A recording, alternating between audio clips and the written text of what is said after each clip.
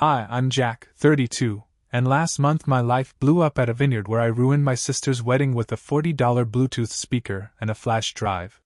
But let's not start there. Let's start 6 months earlier, when I should have seen it coming. It was a Friday night. Lily called me in tears. Not the dramatic, crocodile kind, these were the real deal. Her voice cracked like it used to when we were kids and she skinned her knee, only this time the injury was financial.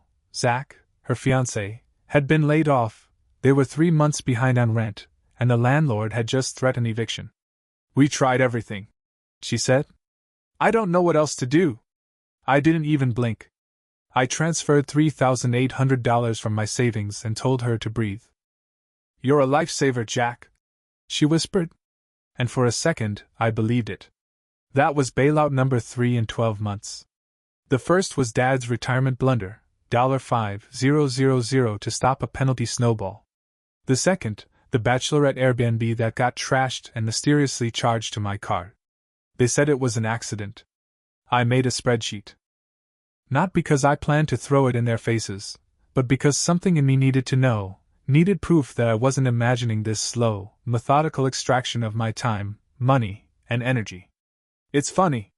People think betrayal happens all at once, like a punch to the gut. But sometimes, it's more like a slow leak. You only notice when you're knee-deep in the rot. Fast forward, Lily's engaged. I find out over FaceTime. Mom and Dad are literally sitting behind her, cheering like she just won The Bachelor. Turns out they helped plan the proposal. Went ring shopping. Coordinated Zach's speech. Me? I was told after the fact. Like a distant cousin. Like an intern in the family firm. But still, I helped. I paid for the engagement shoot. Designed the save the date site on my Canva account. Even secured the venue because Mom's card was acting weird. That venue, Colorado Lodge, was rustic, sure, but charming.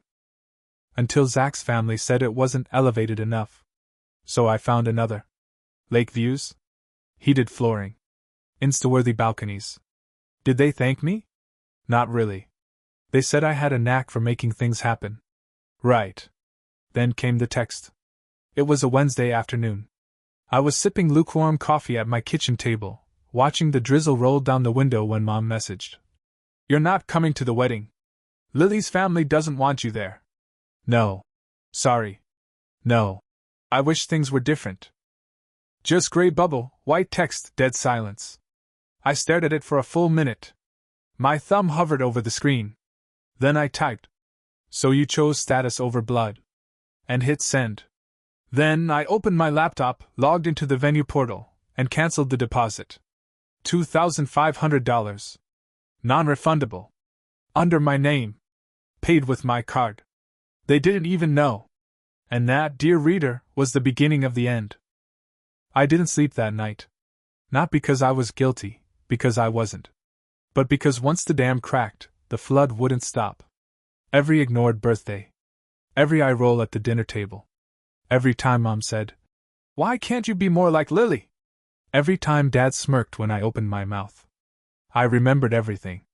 They always needed me until they didn't. Until Lily's fiancé's dad decided I wasn't the kind of vibe he wanted in family photos. Too quiet. Too off. And suddenly I was a liability.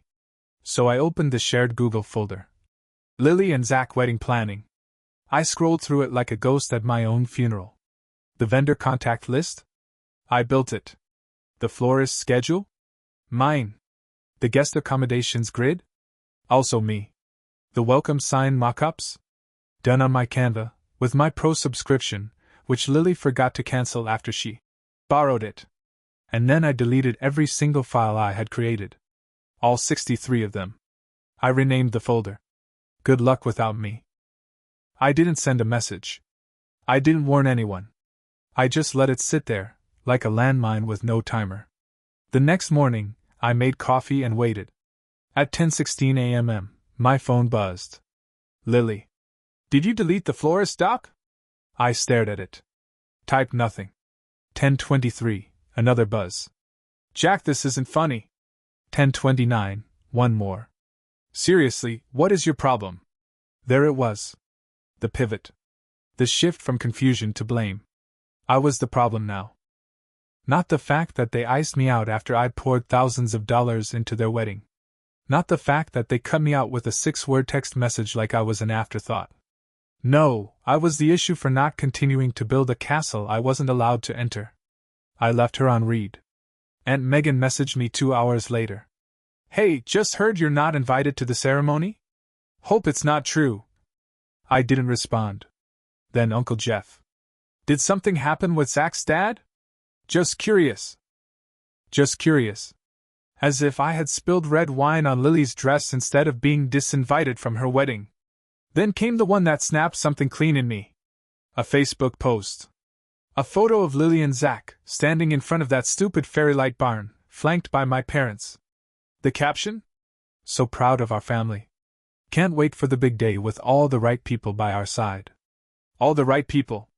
I wasn't even tagged. I clicked through the comments. One of Lily's friends asked, Is Jack going to be there? He was always so funny. Lily replied, We're keeping things small. Just people we trust. Just people we trust. That's when I stopped crying. Stopped doubting. Stopped hoping for a redemption arc. I opened a new folder. Title: Receipts. I uploaded every invoice. Every PayPal transfer. Every Venmo. Every time I bailed them out, like I was their overdraft account in human form. Then I opened Canva and created a new RSVP design. Just one slide. White background. Black letters. Asked Zach's dad to fix this. Then I shared it with the whole wedding group. Aunts. Uncles. Bridesmaids. Family friends. Everyone. That's when the real fire started. By 3:42 p.m., my phone was vibrating like a dying insect. Calls. Messages. Voice memos. Even one from Dad, which almost made me laugh. He hadn't called me in over a year unless it was to borrow something. Then the notification stopped. Just silence. Like a theater that had run out of actors mid-play. I made pasta. I watched a documentary about Antarctic ice shelves. I ignored them. Until the package arrived. No return address. Yellow padded envelope. Postmarked 2 towns over. Inside, a single printout of a group chat. Not mine. Theirs. Lily's bridesmaid thread. At first I thought it was fake, some Reddit revenge fantasy made real. But I recognized the tone. The way she laughed in all caps. The way she weaponized vulnerability like a scalpel. We'll get Jack to pay for the cake too. Just guilt him about being the only brother. Works every time. Zach doesn't even like him, lol. He says Jack gives him the creeps. He won't be at the wedding. I'll make sure of it. Watch. There was a sticky note on top. You deserve better. K. No clue who K. was. But K, if you're reading this, you're a legend. Because what you sent next wasn't just screenshots. It was audio. Voice memos. WhatsApp clips. Group chat voicemails saved and compressed into a USB with the name LNZ Wedding Plan B. And the second I heard Lily's voice on that first recording, I knew exactly what I was going to do. It wasn't rage. It was clarity. Cold, focused clarity like I'd never felt before. See, you don't light a match while you're crying. You wait until your hands are dry. So I planned it. Step 1. Get verification. I emailed Kristen, a former coworker who now runs a digital forensic agency. She owed me one from that time I covered for her in the middle of a product launch meltdown. Step 2. Book a seat at the rehearsal dinner. Through Aunt Megan, of course. She was already suspicious. I just nudged the door. Step 3. Wait. 3 days later, I got a call from Kristen. These are legit. All of it. Metadata clean. Unedited. You want me there? Absolutely. I said. Just in case anyone gets dramatic. She laughed. You always were the quiet ones people shouldn't mess with. So the table was set. The audio was ready. The flash drive packed. The receipts printed and paperclipped like a thesis. The guest list would never recover. And then, on a Friday at 6:03 p.m., I pulled up to the vineyard. Vines swayed in the wind. Fairy lights twinkled. The scent of overpriced Sauvignon Blanc and hypocrisy wafted from the patio. I walked in as someone toasted to forever love. Lily was laughing. Zach looked smug. Dad was sipping scotch like he didn't have 2 mortgages. Mom spotted me first. Her mouth twitched. They didn't expect me to come. They had written me out of the script. But I wasn't there to crash the story. I was there to end it. I walked to the front of the room like I'd been invited. I hadn't. Aunt Megan gasped. A few chairs scraped back. Lily blinked like she was seeing a ghost. Zach's smile curdled into confusion. I clinked my glass with a fork. Calm. Measured. Sorry to interrupt, I said. I just have a quick toast of my own. Lily half stood. Jack, what are you? Sit down, I said. Not loud, not angry. Just final. And she did. I reached into my coat, pulled out a small Bluetooth speaker, placed it gently on the table next to the flowers. Then came the flash drive. Zach stood up. What the hell is this? I smiled at him, flipped the switch, and pressed play. Lily's voice, clear as day, burst out of the speaker. We'll get Jack to pay for the cake too. Just guilt him about being the only brother. Works every time. The room froze. A fork clinked against the floor. Someone gasped. Mom's face strained of all color. Dad muttered something under his breath. Then clip 2. Zach doesn't even like him. He said Jack gives him the creeps. LOL. Kristen hadn't just cleaned up the files, she'd boosted the audio levels for maximum clarity. Bless her. Zach looked like someone had slapped him. He glanced around the room, eyes twitching like a man trying to wake up from a nightmare. Then the final one. Lily again. Her voice smug. Steady. He won't be at the wedding. I'll make sure of it. Watch. I hit pause. The silence afterward was so loud it felt physical. I turned toward Zach. Any questions? He opened his mouth. Closed it. Sat down. Dad stood. You think this is appropriate? You think? Sit down. He stared at me like he'd forgotten I had a spine. But something about the way I said it must have jogged his memory, because he did. Slowly. Quietly. I looked back at Lily. You know what hurts? I said. Not the words. Not even the betrayal. It's that for years, I believed I was part of this family. I believed helping meant belonging. I was wrong. She tried to speak. Her mascara had started running. No, I said. You don't get to spin this. I pulled out the folder, real paper, no screenshots. Receipts.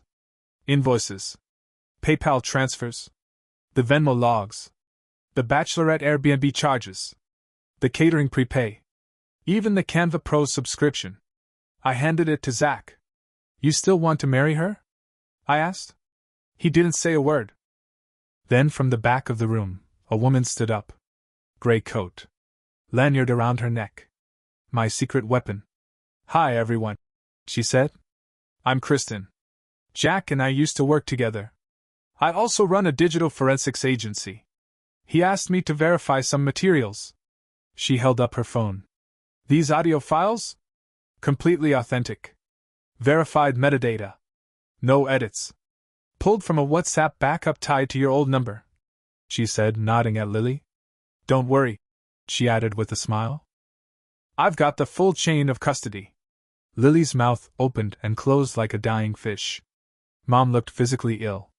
Dad sat frozen like someone had pulled his plug. And then Zach stood up. Not to defend her. Not to defend himself. He turned to Lily and said, loud enough for everyone to hear. You told me Jack threatened you. That he was unstable. You lied. She reached for his arm. Zach, I just... Don't, he said. Don't touch me. Then the room exploded.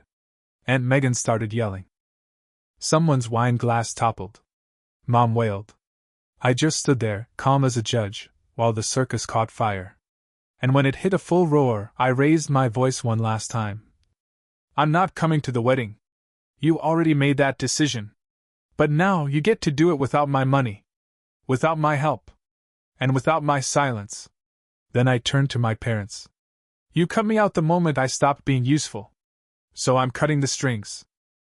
And just as I stepped away, Zach looked down at the folder in his hands and said quietly, clearly, I'm calling it off. Lily shrieked. A noise so sharp it felt like glass in the air. You can't do this here. I looked back once. Oh, I said. He just did. And then I walked out. No dramatic music. Just the sound of everything they built collapsing behind me. I didn't drive home. Didn't even turn onto the highway. I took a side road north, the kind with no streetlights, no phone signal, no other cars for miles. And at the end of that road, tucked between two tired hills and a field of rust-colored grass, was my new address. A month earlier, before the disinvitation, before the speaker, before everything, I'd signed a lease on a tiny cottage in a town no one talks about. Population 600. One diner. One gas station. And the only thing people gossiped about was whether the town cat was feral, or just rude. I paid 6 months up front. No forwarding address. No digital breadcrumbs. When I got there, I parked, turned off the engine, and just sat for a minute. It was so quiet I could hear my heartbeat. Not racing. Not panicked. Just steady. I didn't turn on my phone. Not for 3 days. No calls. No texts. No checking to see if the fallout had reached Reddit or Facebook, or if someone had tagged me in a blurry video with the caption, "Drama at the rehearsal flush face." I didn't care. Let them talk. Let them guess. The silence wasn't lonely. It was a vacuum, finally pulling the last remnants of them out of me. On day 4, I walked into town and did something I'd been afraid to do for years. I signed up for an archival preservation course at the local community college. Yeah, I know. Not exactly the revenge plot twist you expected. But I've always loved old things. Paper maps. Faded letters. Photos where everyone looked slightly annoyed because exposures took forever. I liked things that kept records honestly. That didn't lie about how they were made or what they cost. I started volunteering at the county museum. Cataloged war medals, identified people in photos from the 50s. One afternoon, I fixed their microfilm machine, and no one clapped. No one said thank you. And I didn't care. Because for once, the work was mine. Quietly mine. Then, about a week in, the messages started. Not phone calls, they couldn't reach me anymore. But emails. My old Gmail account, the one I'd set up in college and linked to the emergency phone I'd brought in case of actual, emergencies. Subject lines like, "Can we please talk? You went too far. We're still family." Then came the blocked calls. Dozens of them. I left the phone off. Because they weren't trying to make peace. They were trying to reset the game. That's what scared them. Not the evidence. Not the dinner scene. It was the silence. They couldn't handle not knowing what I'd do next. For the first time in our lives, they weren't in control. 3 weeks later, a court notice was sent to my old apartment, one I no longer lived in. I saw the scan in a digital vault I set up months ago. Turns out Dad had tried to sell a portion of the family land without realizing that 2 years ago, after a similar stunt involving a mistaken refinance, I had quietly locked the deed in legal limbo with a clause that required my co-signature. When he signed the papers with the new buyer, he triggered it himself. Result? The sale collapsed. The buyer walked. And Dad got slapped with a fraud investigation. Not because I set a trap. Because I didn't stop him. I didn't rescue him. Didn't explain it away. Didn't swoop in with a well-timed wire transfer or a desperate phone call to our lawyer. I just vanished. No birthday calls. No Venmo lifelines. No more. Maybe next time. And that was what broke them. Because narcissists don't fear consequences. They fear irrelevance. They fear a stage with no audience. A month later, I drove back once. Not to the house. Not to the vineyard. Just to the wedding venue. The one I'd cancelled. It was quiet. Empty. A faded FISS sign hung crooked on the wooden gate. Someone had tried to write Fiesta with white paint, but only the first 4 letters remained. A crushed bouquet lay in the gravel like it had been thrown, stomped, then forgotten. I rolled down the window. The breeze smelled like damp wood and regret. I didn't stay long. Just long enough to get out of the car, walk to the front mailbox, and drop in one small envelope. No return address. Inside? A single printed copy of the final invoice I'd paid for the wedding, venue, catering prepay, deposit refund minus the insurance fee. Stapled on top, a bright yellow post-it note that said, in blocky black sharp, "Thanks for nothing." Then I drove away. Not fast. Not triumphant. Just free. I didn't check the old email for weeks, but when I did, just for the hell of it, I found them. Unread messages stacked like bones. "Please just talk to us. What do you want from us? We don't know who you are anymore." That last one made me smile. Because finally, they were right. I'm not the person who shows up at 3 a.m. with a checkbook. I'm not the emergency contact, the guilt-ridden son, or the unpaid event coordinator. I'm not the shadow they used to build their fake light. I'm just Jack, living in a sleepy town where no one cares who I used to be. No one asks for favors. No one weaponizes love. No one calls me too sensitive. Last week, I got a new mailbox. One of those secure, lockable ones with the steel dropbox at the bottom. The technician asked me what name I wanted engraved on the brass plate. I didn't hesitate. I said, "No name. Just a message." So now, just below the keyhole, there's a little plaque that reads, "This box does not accept apologies." And the silence I hear every day now? It doesn't hurt anymore. It sings.